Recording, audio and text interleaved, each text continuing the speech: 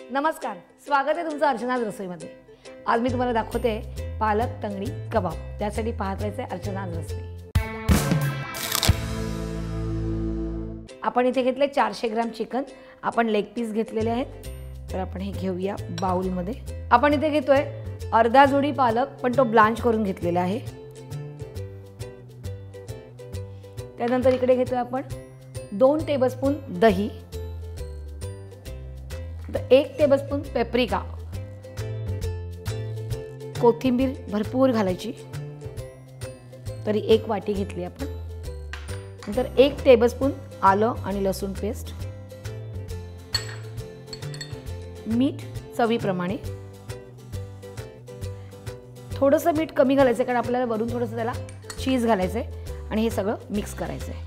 आणि चिकन जे आपण लेग पीसेस घेतले त्याच्याऐवजी तुम्ही जर मोठ्या मोठ्या चिकनचे पीसेस घेतले तरीही चालणार आहेत। तुम्ही ही मटणामध्ये पण रेसिपी करू शकतात, तरीही छान लागते।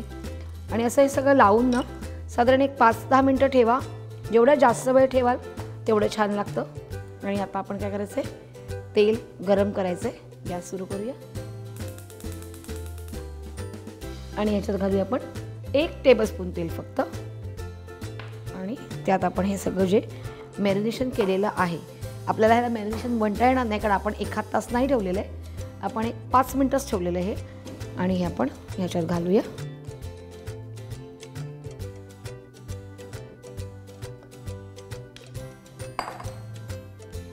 जरा मिक्स करून घ्यायचं आहे। आणि आपण हे जे पीसेस घेतले, म्हणजे तुम्ही चिकनचे कधीही मोठे पीसेस वगैरे घेतले तर थोडेसे सुरीने कट्स द्यायचे आपल्याला। आणि हे झाकण देऊन साधारण एक शिजेपर्यंत वाट बघायची। आपल्याला हे पूर्णपणे ड्राय करायचं आहे, तर 10 ते 15 मिनिटं आपल्याला लागणार आहेत, तर वाट बघायची। चिकन शिजलंय का बघूया। चिकन शिजलेलं आहे, पूर्ण ड्राय झालेलं आहे। गॅस बंद करूया आणि आता आपण हे काढून घ्यायचं आहे।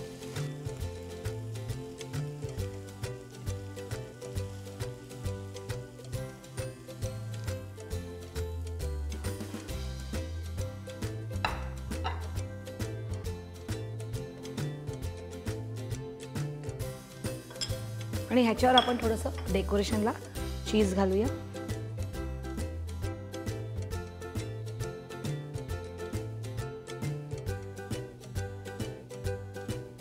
मस्तपैकी पालक तंगडी कबाब तयार आहेत।